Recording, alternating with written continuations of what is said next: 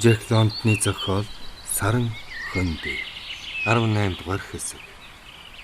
Саксон тэр шин зөөдөлж хар даралгүй тайван унтаад сүүлийн олон хоногт өвдсөн толгойн анх удаага өвдөлгүй сэрв. Дараад байсан хүнд дарамтыг аваад хайчихсан юм шиг эсвэл нар халахлаад байсан сүудрийг зайлуулчихсан мэт хөнгөн таатай болж ухаан санаа нь тэнэн сарвал болсон байна. Толгойг нь хавчаад байсан төмөр цагираг мэт зовоодог зүйл нь хугасраад алга болсон юм шиг санагдаж баярлах сэтгэл төрж өчигдөр орой олж ирсэн загсаа оолсон авгаа Мэги дооны хөх хоёртой хуваах гэж 3 хэсэг болгох зур амандаа дуу аялаж байгаа өөрөө гинт мэджээ. Тэр хоёр авгаахаар орохдоо аль алинтай нь 15 үг тов хэтэл сольж буцаж ирээд сүүлийн үед ундуу сундуу болсон гэр орноо урамтай наргагүй онгойлгож эхлэв. Тэгж ажиллахдаа амандаа аялах дуунд нь Окленд бол аялах замын зөвхөн эхлэл гэсэн шидтэй үг ямагт сонсдох ажээ. Юм бүхэн тодорхой санагдана. Бэл тэр хоёрын өмнөө тавьсан зорилгоч гэсэн уртаашаа өргөөшөө өчнөн фүүч шалыг дэвсгэрлэхэд хичнээн хевс орхов. Ийм тийм хэмжээтэй ханыг холдоход хичнээн цаас орхов гэсэн зүйлүүд сургуулийн хүүхдийн боддог энгийн тоо шиг хялбархан байв. Үүнээс өмнө саяхан хүртэл Саксоны толгой муу ажиллаж, олон алдаа хийж, илэртэж, балаартаж байсан нь тохиолдсон хүн бэрхшээл зовлонгоос болсон нь яахарахгүй үнэн. Гэхдээ тэр их бэрхшээл зовлон үүсгэд Саксонд буруу байгаагүй билээ. Бэлд тохиолдсон байдал өөрт нь тохиолдсон хэрэг байж. Ухаан нь илээ балаа болж байснаас л Бэл тийм хачин аашилж байжтэй. Түүнд тохиолдсон бүх бэрхшээл өрхөнд орсон бүх хүнийхтэй адил байж. Окленд бол өрх юм. Окленд хүн зайлж байвал таарах газар юм. Саксон хүнтэй сууснаас хойш амьдралдаа тохиолдсон бүх үйл явдлыг нэхэн санаж үзлээ. Ажил хаялд цөөн цагаас л хамгийн шалтгаалжээ. Ажил хаяагүй, гадаа нэрж зодолдоогүй бол хүүхэд нь эндэхгүй байж. Тээвэрчдийн тэмцэл найдваргүй болж дэмий суухад хүрээгүй бол Бэл архиуж эхлэхгүй байж. Амь зуух тийм хэцүү болоогүйсэн бол гэртээ хүн суулгахгүй байсан. Тэгсэн бол Бэл яалаа гэж хүн цодсон хэрэгээр шоронд орох билээ. Ийхүү эргцүүлэн бодсоор Саксон энэ хот бол Бэл бит хоёрын амьдрах газар биш гэсэн дүгнэлтэнд хүрчээ. Тэгэхээр ийм газраас яваад л өгвөл болох нь тэр. Гагцхүү тэнгүүдэл шигдэн сууж хувь тавиланд үг дуугүй захирагддаг юм байна. Бэл бит хоёр тэнэг улс биш болохоор чингэхгүй. Тэгж захирагдан суухгүй. Эндээс явхаа л явна. Хувь тавилантай тэмцэх болно. Харин чухам хааш явхаа мэдэхгүй байна. Тэр ч яхав аяндаа мэдэгдэн мэз. Дэлхий арив юм чинь энэ хотыг хүрээлсэн уул толгодын цаана, алтан хаалганы цаана аль тохирмоор газараа олон доо. Нөгөө жал нэг л юмд эндүрч байж. Би нөхөртөөч гисэн энд юунд ч хүлэгдэхгүй. Бэл бит хоёр хаашаач явсан зам маань урдвийн хүмүүст нээлттэй байсны адил нээлттэй. Бүхэл бүтэн ястан үндэстэн тэр аяараа хөдөлж байхад тэнгүүд нь л хар нутгаан сахиад хоцордог байж. Хүчтэй зөрөгтэй ямагт урагшаа тэмүүлдэг намтаа. Бэл бит хоёрт хүч зориг аль аль нь бий. Контракостын хүрэнтэн харагдах уул толгодын цаагуур буюу алтан хаалга дамжин явхаал явна. Бэлэг шоронгоос гарахын урд өдөр Саксон түүнийгээ ухтах өчүүхэн бэлтгэлэн дуусгажээ. Өөрт нь мөнгө байсангүй. Уг нь Мэги дооны хүүгээс мөнгө зээлдээд Сан Франциско орж өөрийнхөө уралсан аятайхан юмнаас тэнд борлуулж болох авч нөхрөө уурлах үз гэж айгаад тэгсэнгүй. Гэрт талах төмс давсалсан сардинаас өөр юм байхгүй тул ойрхон ус татрахын үед дун хорхоо түүж ирэхээр голын эргөөд явжээ. Бас усаар хөвж ирсэн зомгол модны өдөс түүж багалсан түлээ хүрзэ мөрлөж нэг гартаа хувин дүүрэн дун хорхоо барьсаар үчийн 9 цагт гэрийн зүг хөдлөв. Булан тойрхын алдад санууч хүмүүсийн нүднээс дөлөх санаатай гэрэл ихтэй газар тааралдахад түрхэн өнгөрч харанхуй газар орохоор яарч явтал өмнөөс нэг бүсгүй ирж ширтэн харснаа зогсов. Тэр Мэри байлаа. Саксон, бурхан минь, бүр ингэхтэрэ хүрээ юу гэж дууалдахт нь Саксон урдын тэр найз хөөхний хальт харамгц ямар их зовлон амсаж явааг нь ойлгожээ. Мэри жигтэйхэн турж хацар нь урдийнхаас арай улаавтар харагдана. Гэвч энэ бол хуурамч өнгө болохыг Саксон андсангүй. Угаас том нүд нь бүрч том, бүрч аятайхан мэт боловч дэндүү том болсон мэт санагдана. Хувцсаатай боловч хэтэрхий гангарахсан байлаа. Ер нь бүхий л төлөв байдал нь сэтгэлийн шаналгаа байх ажээ. Мэри цааш харамхуй тийш айж төгссөн янзтай эргэн харав. Саксон шивнэж "Бурхан минь, гүчий чинь" гээд хөмхийгөө зууснаа "Манайд оч" гэлээ. Чамайг надтай хамт байгааг хүн харахаас чи ичиж байгаа бол гэж Мэри үгийн эрс таслан урдын адил дүрсхийн уурлав. Хаанаас та би төлөө түүж өрөөд дум барьж цуглуулж яваад явж байна шүү дээ. Хөршийнхөндөө мэддэхгүй санаатай.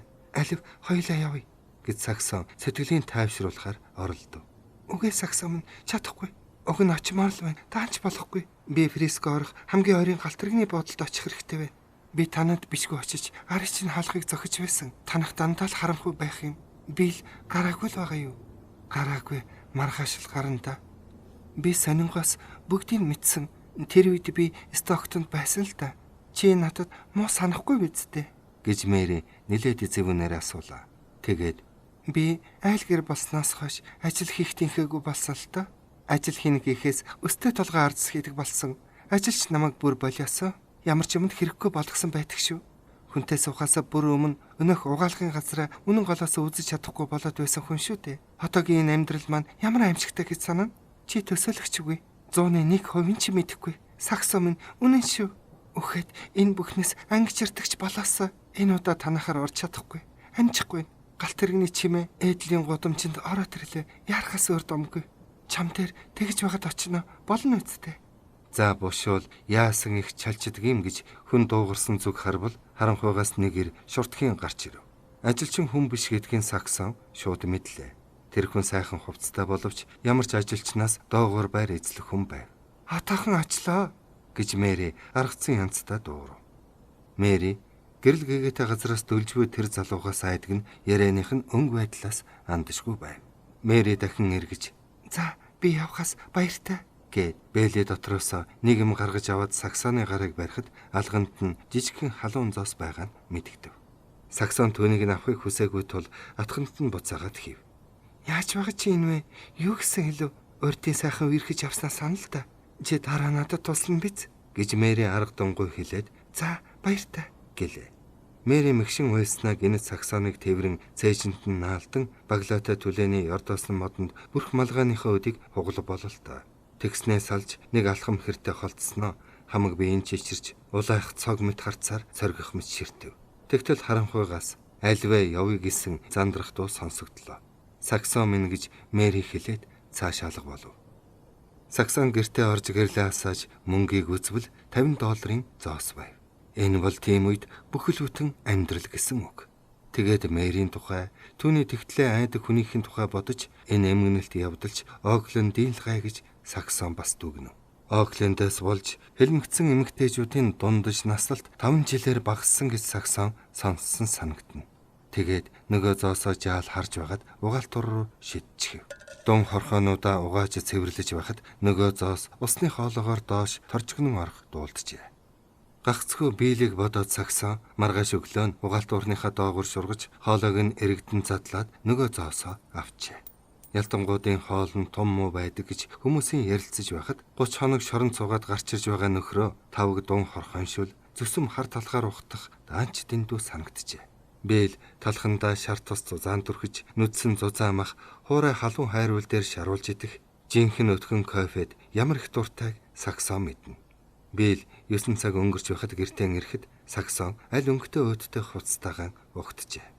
Довжоогоор яарлгүй өксөж байхын нүд салгалгүй харж өөдөөс нь үүдэн дээрээ гүн гарах байсан боловч хажуу хашааны айлын хүүхнүү ширтээд байхлаар чадсангүй. Харин орж ирмэгцэн хоёр гараас нь барьж авсан тул Бэл үүдээ нуруугаараа хаахад хүрчээ. Орж ирээд юм идэж уусангүй. Нэгэнт Саксонтойгоо уулзсан хойно одоохондоо юм идмээргүй байж. Замдаа өсчөнд орж үс ахлаа янзлуулад нааш явахдаа мөнгөгүй болж явган иржээ. Юуны өмнө нүүр гараа угааж хувцаан солих нь хамгийн чухал байв. Ингэхээс нааш надад бүү ойрторой гин. Нүүр гараа угааж хувц хунраан солиод гал тогоондоо орж хоол цай хэрхэн бэлдэж байгааг нь хардсуулаа. Гал төлж байгааг нь хармагцаа хаанаас төлөө олоо гэж асуухад Саксон ширээгээ засах зуур төлөө төлш яаж олсон, эвлээс тэтгэр авалгүй яаж аргалж байснаа яриад хоол цайгаа идэхээр суусан хойно өчигдөр өрөө Мэритэй тааралцснаа яриад $50 талаар ганц ч үг дууралгүй өнгөрөв. Шарсан махнаас огтлон авч амандаа хийснэ Бэл гинэт болоод царайнд хувьс хийхэд Саксон айв. Бэл амандах махаа тавг руугаа нулиман гаргаад "Чи энэ махыг тэрний өгсөн мөнгөөр аваа юу? Чамд мөнгө байгаагүй. Махны мухалгаас зээлж аваагүй гэх. Тэгээд мах юугаар авдаг вүлээ? Чи хэлээч би таасан биз гэж сүртэй асуухад Саксон толгоогоо удаалгаад юу ч дуурсангүй. Биелийн царай амар хачин болж визэл цэцэрлэгт хүрээлэнд 3 Ирландтай ганцаараа зодолдох үед нүдэнд нь илэрч байсан мөсмөтийн гөлийсэн тайван байдал илрэв. Саксон ийм болохын тэр үед анх удаа адсан билээ. Чи өөр юу авсан бэ гэж хэрцгий ууртай биш боловч үгээр хэлхийн аргагүй амар цэвдэг хорслын шинжтэй асуув. Гэвч Саксон айж сандарсангүй.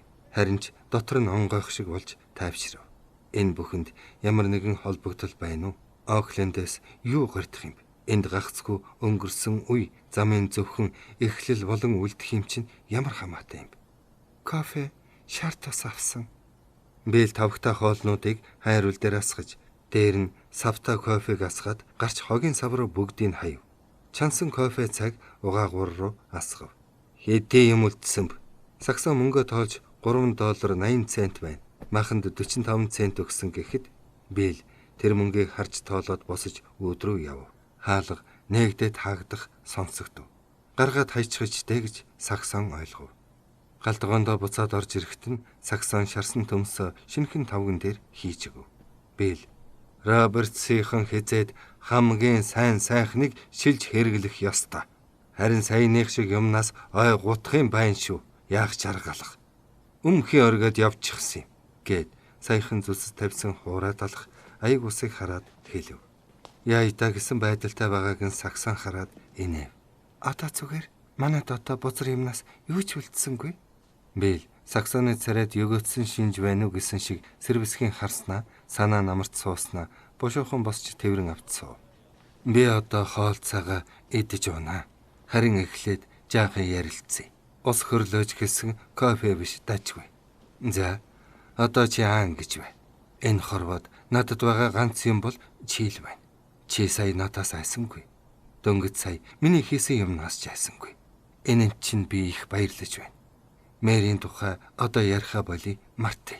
Би ч чулуун зүрхтэй хүн биш болохоор мөн л өрөвдөж байна. Тэрний төлөө би чадах чинээгээр зүтгэхэд бэлэн. Христос шиг хөлийн угаахт ч бэлэн байна. Манай хоолыг идээд гэрийн минь зайд байвал байг гихсэн. Олсон мөнгөнд нь гар хүрэх гэсэнтэй ингэж байгаа юм биш л дээ. Одоо тэр нэг Марти.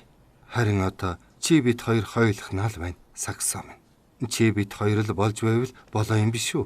Босод юм бидэнд хамаагүй. Чи надаас хизээж яах хэрэггүй. Арх бид хоёр таарахгүй гэдгийг би мэднэ. Би архийг мартахаар шийдсэн. Би өөрийгөө ч таних аргагүй хачин болцоход чамдаа хичнээн муухай аашилж бдэ. Энэ бүхэн нэгэнт болоод өнгөрсөн. Гэвч дахин хизээч давтагдахгүй. Би бүхнийг эхнээс нь дахин эхлэх хүсэлтэй байна. Одоо аан гэж бай. Би яарах хэрэггүй гэж бодовч адгаад байж. Урдаар чамтайгаа бүгдийг зөвлөх байтал зөвлөсөнгүй. Миний мод түргэн аашил намайг чадсан. Чи минь намайгаа мэдэн шүү дээ.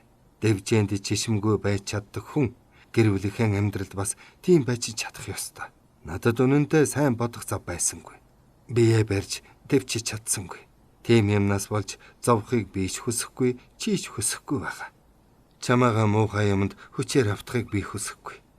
Саксон өвөр дээр нь суугаад түүнийг ихцлэн харж ганц л зүйлийг бодно. Би л чи үннээсээ ярьж байна уу? Тэгэлгүй яах вэ? Тэгвэл би хэрхэвч дэвчиж чадахгүй юм а чамд хэлье. Тийм юмыг дэвчнэ гэдэг надад үхснээс дор санагддаг юм. Би л чимээгүй болов. Би л түүнийг ширтснэ. За хэлэлтэй. Юу юм?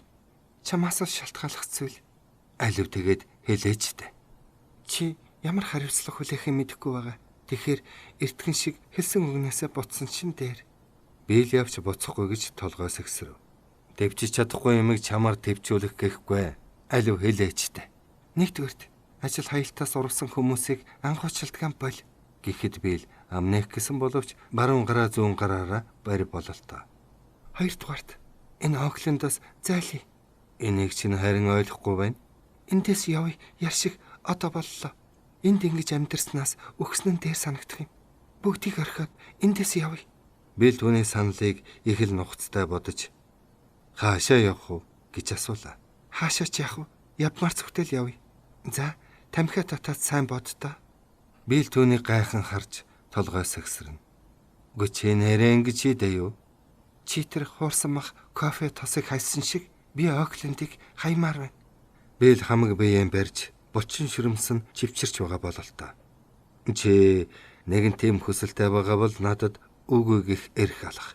Оклендд хэзээж эргэж ирэхгүйгээр яваад өгье л та. Энэ мөн Оклендыг чөтгөр алгадаг.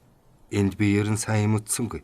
Хаач очсон хоёр биеэн тэжээж амьдралаа аваад явчих хүч надад бий гэж найдаж байна. Харин чи яагаад энэ хотыг ингэтлээ үзэн ядах болов? Хэзээ ингэж хийцснээ надад одоо ярьж өгөхгүй юм уу? Саксон сүүлийн үед бодсноо бүгдийг хэлж энэ хотыг үзэн ядах болгосон бүх зүйлийг тооцохдоо эртээдхэн Гентли доктор дээр очсноо хүртэл бас өөрийнх нь архинд орсныг ч дурдлаа. Би л эхнэрээ улам чанга тэрч ам өчгөө дахин өгөө. Цаг мэддэгдэлгүй өнгөрч шарсан төмс өнхөрч гал нь унтарчээ. Саксон ярьж дуусахад би л түүнийгээ тэрсэн хэвээр босож шарсан төмсөө хялм хийснэ. Мөс шиг болоо шивдэ. Алив чимэн ховцол гадуур гарыг. Хот орж нэг юм идэж миний ирснийг хоёулаа тэмдэглэе. Бүгдийг орхиод зангуугаа авах гэж байгаа хоёр чинь ийм явдлаа тэмдэглэх ёстой шүү дээ. Явган явахгүй. Өсчнээс 10 цент зээлдэнэ. Өөр аарсаар юм барьцаанд өгöd хэдийн юм олж авна да. Гэв. Аарсаар юм гэдэг нь сонирхогчдын тэмцээнээс авч байсан хэдэн алтан медаль ажээ. Данжаач Сэм авга тийм медаль бишгүй олныг үтсэн толгой. Би л халаасандаа атга дүүрэн мөнгөн зоос хангинуулсаар зээлийн каснаас гарч ирэв. Тэр хоёр жаахан хүүхдүүд шиг баярлалдан би л удамжны булан дахь тамхины мухлагын үүдэнд очиж бодол тамхи авах гэснээ болоод янжуур ав. Би л инээж нариг хэм бол наригсэн шиг наригнаа. Өнөөдөр юм бүхэн маань дээд зэргийн байх ёстой. Бэлэн янж урчит тати Ванз Япон ресторанд гихгүй хоёулаа өнөөдөр бар номд очино гэлээ. Тэгээд хоёул гэрэлснийхээ дараа цайлгаан хийж байсан 7 дугаар гудамж Бродвейн буланд байдаг ресторанд очихоор явлаа. Өнөөдөр хоёул эхнэр нөхөр хоёр биш шүү гэж Саксон санал гаргав. Бэл зөвшөөрч за тэгье тусгай өрөө авъя. Зарц орж ирэх болгондоо үүдийн тогшиг гэхэд тусгай өрөө авахын хэрэггүй. Дэндүү үнэтэй биелэмн өөд тогших бүрт цайны мөнгө өгөх ёстой болно. Нийтийн танхимдал орсон дээр гэв. Тэд ширээн суусан хойно биел ёол дуртайгаа захаараа. Гэрээ маягаар хийсэн татмал шанз байна. Нэг нь бүтэн хагас $1 авах уу? Шармлыг нь захи. Хар кофе эхлээд хясаа цах. Миний түүж байснаас ямар ялгаатай байх нь үзье. Би л хоолны цэсийг үзэж дуусаад толгой тахив. Доонч байна. Өөртөө нэгийг захиадах. Чулуун ханны тэндээс чиний авчирч байснаас дээр байна уугүй юу? Үзээлтэй. Саксоны нүд сэргэж зүйтэй. Бид хоёр чинь энэ орноороо тэнэх болсон. Энд ч гэсэн явуулын улс шүү дээ гэв. Яг үнэн гэж би л хаймгтуу хэлснэ. Театрын зарлал уншиж байв. Тэгээд Бэлийн өдрийн жүжиг юу байна? Нэг тасалбар нь 25 цент юм. Эх өөрхи аз дутлаа. Би андуурчээ гэд гинэт хачин их гунигтай ууртаа дуугарахад Саксоны сэтгэл сэрдэхийн харав.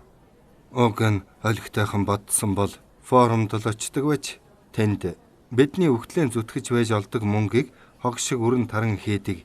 Рой Бланшер Мэтийн зүсэн бүрийн амьтад өдөржин шүнжин сэнгэж байдаг юм гэв. Тэр хоёр Бэл театрт юм үзэх тасалбар худалдаж аваад эрт байсан болохоор цаг нөхцөх гэж Бродвейгоор тэнэж бас кино үзв. Эхлээд адуучны амьдралыг харуулсан, дараа нь Францын инээдмэн, сүүлд нь төв мужи улсуудын аль нэг хөдөөгийн амьдралын тухай кино гарч байлаа. Энэ кино нэгэн фермийн төв хэсгийг харуулах байдлаар эхэлнэ. Нарны хурц гэрэлд хайс, хашаа, сарвч, сагалгар модны хээ агуулсан сүүдэр барсайн сэрийн харагдана. Хашаан дотор үе олон дахиа нугас цацагт хярвал баацах гүйлдэн тонгос-тонгосхийн газар тоншин. Торинон 7 тоороо дагуулсан бүдүүн гихчийн нэг мэгж дахиануудын дундуур төрмгийлэн ороход цаадуулн тал тийш бутрана. Дахианууд зүгээр дормжлуулаад өнгөрсөнгүй. Эхээсээ хоцорсон тоороонуудыг нь тоншин өшөөгөө авч бай. Хайсны цаанаас нэгмэр нойрмогнүүдээр харж сүүлээ залхуутаяа шарвах бөгөөд наранд алтлаг шарамгтай харагдана. Мөн ч халуун өдрийн ялаа батхан хадуунд амар заяа үзүүлэхгүй байх шивтэй гэж Саксон шивнэ. Яг тийм байна. Сүүлийн хараач жинхэнэ сүулдэ Эвгүүтвэл жолоогоо ороолгодог байж таарна. Тэгэхээс зайлахгүй. Энэ морийг төмөр сүулт гэдэг байж мэднэ гэж Билл ярив. Нэг нохой гүн гарч ирэхэд өнөөх гахаа үргэж тоороогоо дагуулan инээд хөрмээр тожир алхахлан далд оров. Байшингаас өргөн бүрх малгай ар шил рүүгээ унжуулсан залуу хүүхэн гарч ирээд өмнөөсөө ухтан гүйлдэх шувуунд хормой дүүрэн будаанаасаа цацаж байлаа. Гэнэт хідэн тагтаа нисэж ирээд дахиан дотор бов. Нөгөө нохой буцаж ирээд жигүүртний тэр төлөөлөгчдийн дотор ажиг сэжиг авахуулгүй явж хүүхний өмнө сүүлээ шаргуун уулан эрхэлнэ.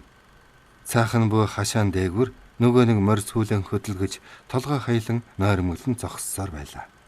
Хашаан дотор нэг залууг орж ирэхийг хармагц киноны арга барилыг андахгүй болсон үзэгчид одоо л учрыг гадарлаа болол та. Гэвч Саксон хайр дурлалын явдал тэр залуугийн улаарын гуйж буй хүүхний эсэргүүцэх байдлыг сонирхолгүй. Харин дэгдээхээ саглагар моддын хээ уулсан мэт сүүдэр наранд шаргадах сарвчныхан сүүлэн хөдөлгөх нойрмог морийг ээлжлэн харж байв. Саксон Биллд улам наалдан гараа тохой доогоор нь явуулан хурууг нь базаад би баярлаад хөлмөн газар хүрэхгүй шиг байна гэснэ. Кино дууссан хойно жүжиг эхэлтэл цаг их байна. Энэ киногоо дахиад нь үзье гэлээ. Тэгэд эхнээс нь дахин үзэж хөдөөний фермийн тухай кино гарч эхлэхэд Саксон улам их сэтгэл хөдлөн анхаарав. Дахин үзэхдээ наривчлан аживал фермийн цаагуур цэлих тариалангийн талбай, тэнгэрийн мандал дагуу яраах уул толгод, хурган цагаан үүлтэй тэнгэр гих мэт шин юм олж харлаа. Дахианы дотроос нэг хэсэг нь ялангуяа нэг хөгшин эм дахиа нөгөөх үймүүлж төрмгийлсэн мэгжийг бусдаас гаргууд занаж буй бололтой харагдахаагаад тоороонуудыг улаарын дайрч дээрээс хаях будаа руу ховдоглон дайрна. Саксон тариалангийн талбайн тэртээ цаана харагдах уул толгод дээр цэлих тэнгэрийг ажаад тэнд юм бүхэн цэлгэр тэнэн сэтгэлд таатай юм гэж бодоход нулимс нь өөрийн ирэхгүй мэлмэрч цээж дүүрэн баяртай болж сэмхэн уйлж гарав. Морь намайг сүүлээрэн шахуурдах гэвэл болиулдаг аргыг би сайн мэднэ гэж би шивнэхэд Саксон Оклендыг орхиод хаашаа явахаа би мэдлээ гэв. Хаашаа явах гэж? Тийшээ явахгүй юу? Билл түүнийг харвал дэлгэц рүү ширтжээ. Юу гинэ гэснээ бодлогошрон тиймдээ явж болох юм байна гэж нэмж хэлв. Тэгвэл чи санал нийлж байгаа мó Билл? Саксоны сэтгэл их хөдлөн уруулан өмөлцөж дуу ноёлхтой гарч ирэхгүй амтаа нэг юм бовтно. Билл өнөөдөр ястал эзэн хаан шиг загнаж байлаа. Тэгэлгүй яах вэ? Чиний хүснээр болно. Би морь нохоо мэдсүтгэн. Ер нь л би чинь хөдөө явах юмсан гэж боддог хүн шүү дээ. Иймэрхүү мордыг талуунаар нь зарахыг үтсэн. Гэхдээ би ямар ч морины занг аргалж чаддаг юм шүү гэлээ. Билл Саксон хоёр гэрээдээ буцаж 7 дугаар Пайн хоёр гудамжны аман дээр Торнвайнаас буухад цаг бас эрт байв. Хоёул хамтдаа явж дэлгүүрээс юм худалдаж аваад Саксон гэртээ шууд харж хоол цагаан бэлдэх. Билл шоронд байх хооронд нь бүхэл сарын дурш ажил хайж байсан нөхөд дээрээ очихоор явлаа. Болгоомжтой яваарай Билл гэж Саксон хойноос нь захиж хэлв. Айлтгүй гэж Билл эргэж харан хэлээд инээмсэглэхэд Биллийнх нь хайр дүүрэн жинхэнэ ариун инээмсэглэл яг мөн тул Саксоны сэтгэл хөдлөн баярлав. Ийм л хайрыг нүүр царайнд нь илэрхийлэх хүсэн хүлээж, тийм хайр сэтгэлийн төлөө амьдралынхаа гашуун дуршлага Мерседесийн зааж өгсөн туршлагад дулдуудан ер бүсгүй хүний хэр чадал хүрэх бүхий л аргаар тэмцэхэд бэлэн байлаа. Энэ тухай баяртай бодол толгойд нь тийхүү орж ирэхэд Саксон өгөхгүйхэн шургуулганд байгаа гоёмсог эдиман бодоод багтал тайгаар журмалцав. Цагийн дотор Саксон оройнохоо хоолцоог бэлдэн болгоод би шатаар өгсөн явах хөлийн чимээнээр л хоньны махан харимаа халуун хайрвал дээрээс тавглахад зэхэж байв. Хашааны хаалга чихарч Биллийн хөлийн чимээний оронд олон хүний хөлийн чимээ гарахад Саксон өөдрөөгөө ухсхийн харвал өмнө нь Билл зогсох боловч түрүүхэн хамт явж байгаад салсан Билл огтөр болжээ. Толгой нүцгэн цамц мөрөн шалнойтон нүрийн угаасан биш усаар булхсан. Цагаан шаргал үс нь савирах цуснд бараамтан духан дээрээ наалтсан. Хоёр гар нь унтсан малгайг нэг жаал барьсан харагдлаа. Гэсэн ч царайг нь ажихад тайван бөгөөд муухан инээмсэглэж Саксоны сэтгэлийг засах гэж таажигвэ зүгээр энэ удаа баахан тусгүй юм боллоо. Баг зэрэг бэртлээ. За яах вэ? Бэдх юм болохоо харуул наа гайгүй гэж босгоо болгоомжтой алхаж За нөхөд минь орцгоо. Бид ч мөн тэнэг болсон юм да гэлээ. Араас нь малгайг нь барьсан жаал Бэдстрозерс Саксоны таних нэг морд хэрэгчин лужир том биетэй хоёр танихгүй хүн орж ирэв. Тэд Саксоны нүрийг харж чадахгүй гөлөлдсөн айсан мэт байна. Зүгээр дээ Саксон гэж бийл дахин хэлэхэд Бэд юуны өмнө дэвсгэрийн засаж хэвдүүлээд хувцсыг нь тайлах хэрэгтэй. Хоёр гар нь хугарсан. Энэ хоёр золиг ийм болгочихлоо гэд нөгөө танихгүй хоёр залуу руу заахад тэр хоёрыг зовж дороо тайван зогсч чадахгүй гөлөлдсөн. Бийлэг орон дээр суухад Саксон дэнлүү барьж Бэд нөгөө танихгүй хоёр хүн хөрөм гадуур дотуур цамц хоёрыг ханзалж тайлж авлаа.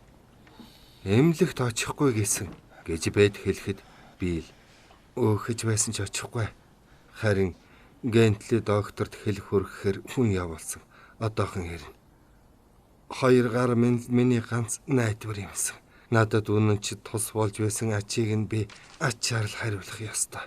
Ямар ч болсон оюутнуудад хичээл заах үзүүлэн болгоулахгүй дээ.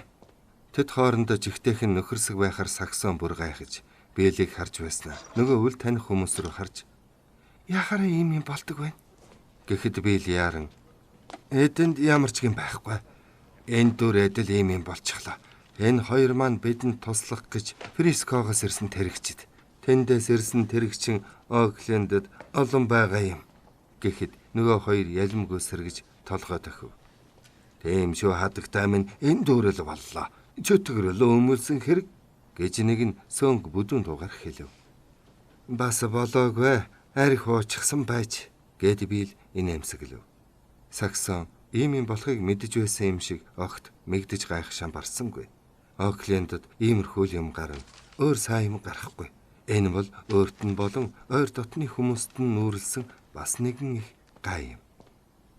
Харин Билийн бэртэл нэг их аюултай биш байсан нь яамаа. Хугарсан гар толгойн шархан удахгүй эдгэн. Саксон сандал авчирч бүгдийг суулгав. Одоо та нар яагаад ийм босныг яри? Яхлаараа энэ залуус миний нөхрийн гарыг хугалах мөртөө гэрт нь хүргэж ирээд анц сайн нөхөд шиг нь инээгээд сууж байдаг юм. Би нэг л ойлгохгүй байна гэж тайвнаар асуухад Бэд таны хэлдэг яг зөв. Энэ явдал гэтэл Бийл хөндлөнгөөс нь Бэд дуугүй бай. Гүчээ тэнд байгаагүй шүү дээ гэв. Саксон гайхаж Сан Францискогоос ирсэн нөгөө хоёр тэрэгчин харахад нэг нь ингэж ярьлаа. Оклендийн нөхөд хэзүүдэж байна гэж бид сонсоод туслахаар ирсэн юм л да. Тэгээд ачаа тэгэхээс өөр ажил энэ хорвоод байдгийм шүү гэдгийг зарим урвагчдад бид үзүүлж өгсөн л дөө. Тэгээд Джексон бид хоёр харуулд гараад аль нэг урвагчийг отож байтал нэг хүн таны нөхөр их яруу зугтаж яваа харагдахгүй юу? Тэгээд мань нэрийг гэтэл нөгөөх нь байж чэдэс трагар нь ярил да. Бид өөрийн нөхдөг бүгдийг танина гэхэд түрүүчийн ярьж байсан нь доголгуудамж бараадан дөд замаар зугтаж яваа урвагч байна гэж бодохгүй юу? Гэхдээ нь Бийл Кэмблийн мухалгын цаадах доогол гэв. Тийм Кэмблийн цаадах. Мюррей Рэдийн төлөөний этгээдэд хөслөгдсөн муу сайн нохтын нэг байна. Зүчээний хашаагаар ороод алга болох нь гэж бодсон юм. Рэд бит хоёр тэр хавьд чинь бас нэгийг барьж байсан юм шүү дээ гэж Бэд хажуунаас нь дуугарав. Джексон Саксон руу харж тэгээд Бэд хоёр цаг алдахгүйг бодсон юм. Урвагчдын толгой руу бишгүй зохиж нам унгаж явлаа.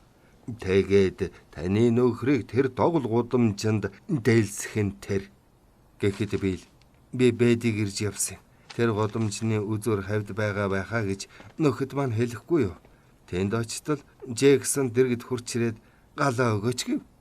Би чэдгээ хийх нь тэр гэж нөгөө нөхөр хэлв. Хийдгээ хийхээ гэж Саксон асуухад тэр хүн ийм болгоцхон тэр гэж Билийн толгой руу заагаад эхлээд ухаан балардаж ярганы өвхөр шиг төсхөөтөл унаад өндиж ирсэн. Та нар яах гэж энд байгаа юм танилцгоо. Би та нарыг бариагүй байна. Гэхдээ зэрэг бид ийм болгож өрөхгүй юу гэд бүгдийг ойлгууллаа гэсэн аятаа дуугүй болов. Хоёр гарын гүнжүүрээр хугалчихжээ гэж Бэд тайлбарлав. Яс нужигнаад ирмэгцэл би ухаан ороод харахад Энэ хоёр миний дээрээс тонгоочихсан. Чи ингээд жаахан амардаа гэж Джексон хэлж байна. Энсон чамайг энэ хоёр гараараа морины жолоо хатгаад явахыг чинь үзэх юмсан гэхэд дахиад нэг гөвшөөд өгье гэд миний шүдийг болгож цоглоо шүү гэж Билл хэлэхэд Энсон залруулж Джексон биш бэ гэсэн шүү дээ гэв. Хэнэнч байсан ялгаагүй би дахиад ухаан алдсан. Ухаан ороод харахад бэд Джексон Энсон гурав намайг усаар болгож байлаа. Дараа нь сонингийн сурвалжлагчаас бид зүхтаад наашаа явцгаасан гэж хэлээд санаа алдав. Бэд атгсан гараа өргөөд цоо шинхэн шалбархаа харуулж байна. Тэр сурвалжлагч учрыг мэдэх гэж сүрхий шалгаасан шүү гэд Билл рүү харж. Тэгээд л би 9-р гудамжны тэрвгээр ороож явж байж та нарыг 6-р гудамжинд гүйцэж очих чам болох нь тэр гэлээ. Хэдэн минутын дараа Гентли докторыг хурч ирэхэд Биллийн өрөөнөөс бусад ирчүүл гарав. Тэд эмч юу гэхин мэдэх гээд Биллийг боолгож дуустал хүлээж байгаад явжээ.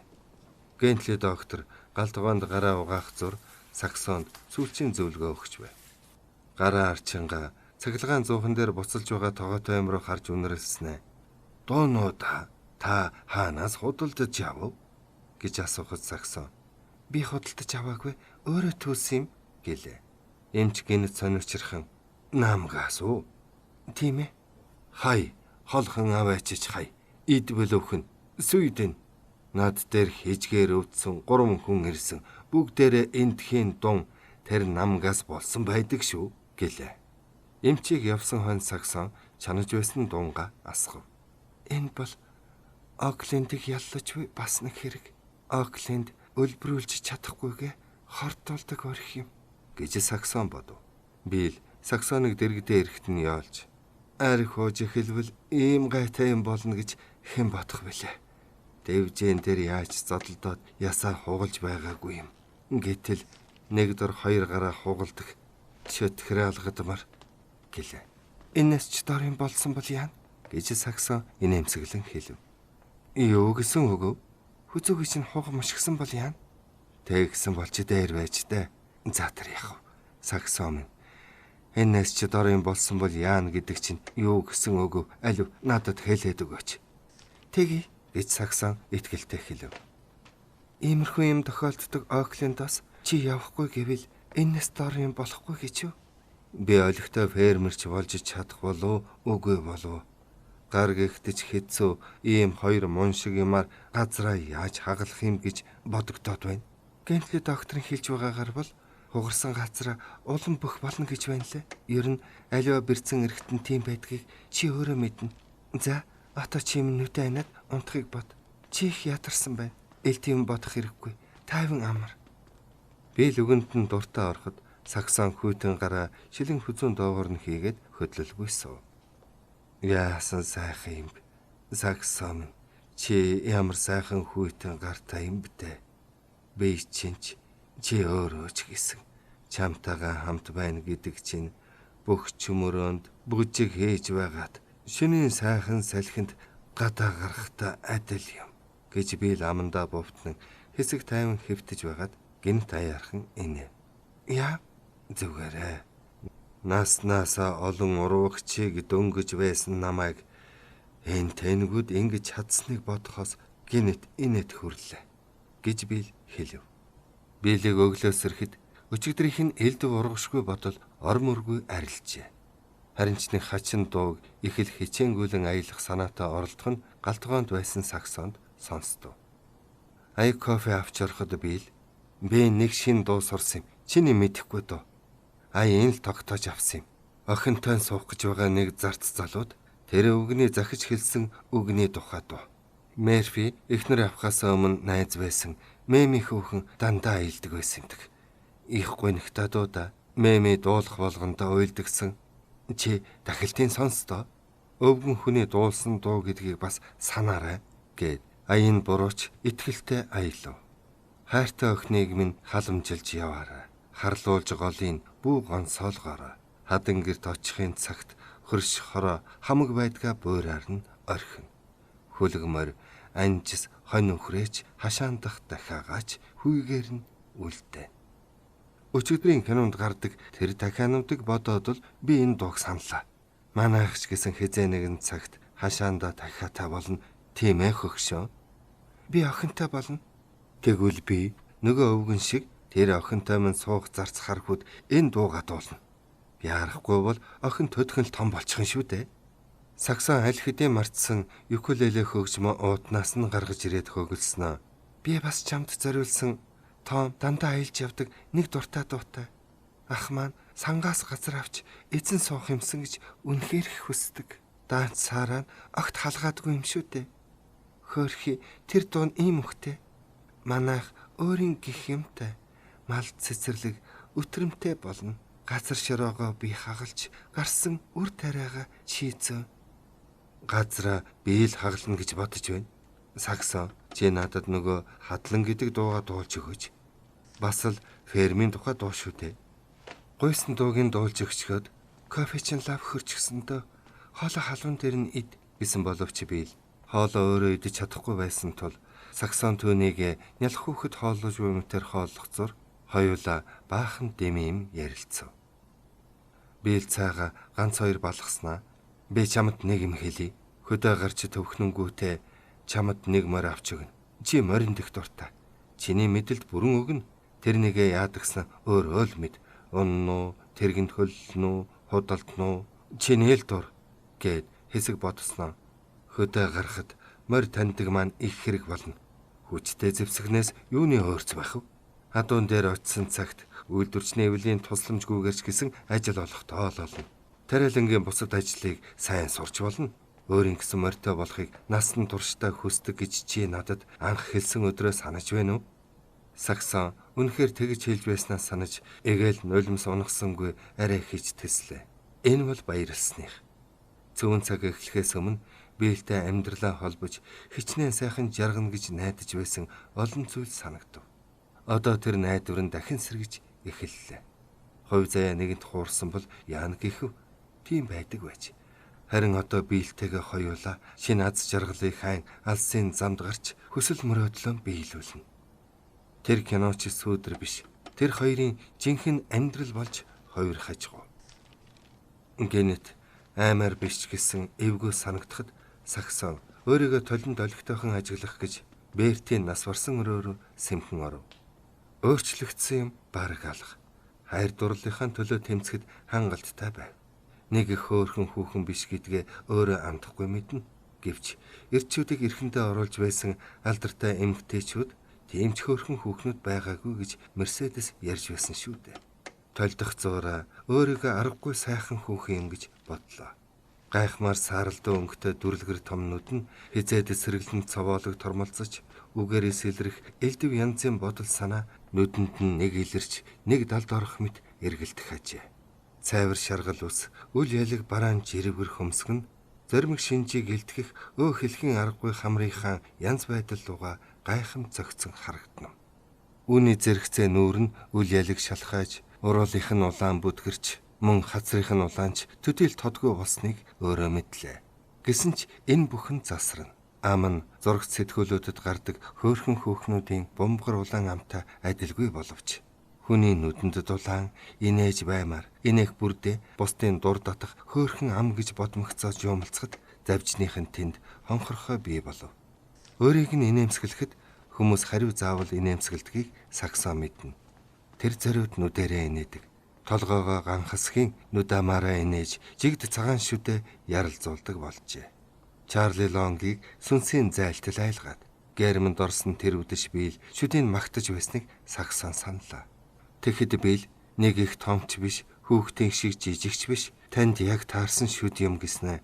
Даанч сайхан шүд байна гэж сүулт нь хэлж билээ. Энэ мэт биелийн магтаж байсан бүх үг Саксоны санаанд орж байв. Хэлж байсан инхри хайртай үг, магтаал, догдолсон сэтгэл нь энэ хорвогийн хамгийн үнэтэй эрдэнэс илүү санагдана. Арьс чинь хилэн шиг зөөлөн сэрүү татсан торох шиг толгор гэж байж. Ханцууга мөрөө хүртэл шуугаад гарын цагаан арьсанд хазраа нааж үнэхээр тийм зөөлөн эсхийг сонжиж шалгажээ. Арьсыг нь увдстай юм шиг гэж нэрлээд залуучууд зарим хүүхний тухай ингэж ярихт нь энэ үгийн утгыг ойлгодгүй байсан. Одоо л чамтай танилцаад ойлгох боллоо гэж хэлж байжээ. Дуу хоолой чинь миний духан дээр тавиастай гараас чинь өөрцгүй ариун сайхан ээлтэй санагдаж, сэвшээ салхимд сэрүү татуулан сэтгэлийг гжигдэн зүрхний угт нэвтэрч байна гэд Агам зуны шатаам халуун өдрийн дараа тэнгисийн зүгээс үчийн сэрүү татах мэт гэж зөөрлөж байжээ. Аяархан дуугарах чинь найрал хөгжмийн дотроос хийлийн эгшиг шиг уйхан сонсогдох юм гэж байсан билээ. Саксоныг амьдралын мөнхийн ус сэргэлэн зоригтой, соргов, ээлдэгхэн, урсгалааштай, согоо гэж нэрлэж байсан. Хувцлах маягийн ч санаанд нь таарч, ямар ч бошин зөмслөө гэхэд ургасан юм шиг зохиж, дуу хоолойн чинь өнгө, арьсны чинь сэрүүн, өсний чинь сайхан үнэртэй адил байна гэж байсан. Чиний бие ямар гэж санана? Саксон гуйнасаа өлмөгийн хүртэл харах гэж толио налуу бариад ташаага элбэн толийлгсноо банцлаан дэвшлүүлж чилгэр гуй бүсэлхий цээжээ сонжин ажиж хүзүү толгойнхоо янз байдлыг шалгаж хараад санаа намарсан бололтой сүрс алдлаа. Би чинь Франц хүүхнийг шиг хэлбэр янзын хувьд гэвэл Аннет Келлерманд 100 оноо урьдчлаад өгч болно гэж биелийн хэлсэн үгийг санаж сэтгэл хангалуун инээмсэглэв. Биелэр нь хичнээн их магтдаг байсныг Саксон нэхэн санаж бодол болсоор байв. Уруулыг нь юу гэлээ? Саксонтой сууй гэж байсан тэр нэг ням гарагт Биел ингэж хэлж байж. Таны ярихад би уруулыг чинь хараатал баймаар байх юм. Хичнээн инээд хүрмэрч гисэн уруулыг чинь хөдөлгөөн бүр үнсэж буймт санагдах юм гээд мөн өдрийн оройхон би чамайг харамх цаал дурлсан гэжээ. Бас ажилсгийг нь магтаж чамтай сууснаас хойш би илүү сайн идэж уух боллоо. Игч дохлог амьдрах боллоо. Чи минь хоол цайтай бас хэдийн цааш нь хадгалж байна гэжээ. Чи энэ хорвоогийн бүх бүсгүйчүүдийн дотроос хамгийн гайхамшигтай юм даа гэж хэлсэн тэр өдрийг ч саналаа. Саксон дахиад л толгооноос хөлөө хүртэл бүх биеэ толдоод сайхан чирэг гойлог байна. Ийм би ялхаал ялна. Хэрэг биел эрлэхэг эршүүд арай сайхан бол би хөөхөн хүний үцгэлэнгээр ханижлан болж таарсан хосын хувь хин хиндэ хайраа өгөхөд гомдолгүй гэж ухаарч байна. Гэхдээ Саксон өөрийн гоо үцгэлэнд өнгөрсөнгүй харин ч өөрийгөө үнэн мөнөөр нь үнэлээд биелэгч цэгнэн боджээ. Эгэл зүгээр байхдаа элдв аар сар юмд бухимдаж бие зовоохгүй, арх хуусан ч мал шиг болж жолоогоон алдаагүй. Ийм хайртай эр нөхөртөө юугаач хайрлахгүй зориулах маань түмэн зөв гэж бодно. Саксон өөрийгөө сүүлчийн удаа сонжин харснаа амьдрал маань эд оргил дээрэн байна. Биелийн хайрч хിവэр байна. Гагцхүү ээлтэй хөрсөл олдвол хайр сэтгэл нь дэлгэрэх цэцэг шиг дэлбэлэх болно. Оклендыг орхиод тийм үржил шимтэй хөлсийг хайх болно. Саксон өөрийгөө шагаанаас авахуулан улаа бутарсан цаваа дөрсгүй маягийн царайгаа хүртэл харах гэж сандал дээр зогссон хэвээр толио дээш доош нь болгох зур биелий гэж дуутахад цаатах нь юу болов гэлээ. Би өөртөө дурлаж байна. Яалаа гинэ? Нэр нү? Өөртөө дурлах ямар бодол төрөв гэж гайхсан янзтай хэлв. Яагад гэвэл чи надад хайртай. Чи л надад хайртайгаас хойш чам шиг өөрийнхөө бүх юмд юу гэж хэлмээр юм те? Булчин шүрмэс гээд бүх зүйлдээ хайртай биел минь. 18 дугаар хэсэг төгсөв.